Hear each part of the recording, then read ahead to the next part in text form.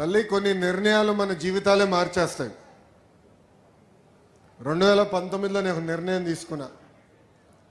ఆ నిర్ణయం మంగళగిరి నియోజకవర్గంలో పోటీ చేయాలని.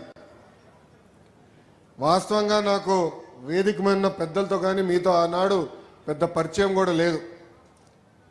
కేవలం నాకేంటంటే ఇక్కడ నుంచి ఉన్నాను, నేను ఇక్కడ ఉంటున్నాను, నివసిస్తున్నాను, ప్రజలకు అందుబాటులో ఉండొచ్చు, ప్రజలకు మంచి పనులు చేయొచ్చు అన్న ఆలోచనతో ఆనాడు ఇక్కడ పోటీ చేశా.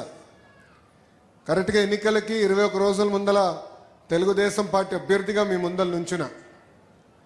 మీరు ఎదుర్కొన్న సమస్యలు నేను తెలుసుకోలేకపోయాను, నేనేంటో మీకు అర్థమవలేదు. ఎన్నికలు అయిపోయినాయి. 5300 ఓట్లతో నేను ఓడిపోయాను. మొదటి రోజు బాధ కలిగింది, ఆవేదన కలిగింది. కానీ రెండో రోజు నుంచి ఆ బాధ ఆవేదన నాలో కసి పెంచింది. మంగళగిరి ప్రజలకి మంచి పనులు చేయాలా, తిరిగి వాళ్ళ మనసు గెలుచుకోవాలని ఆనాడే నేను నిర్ణయించుకుంటాం జరిగింది.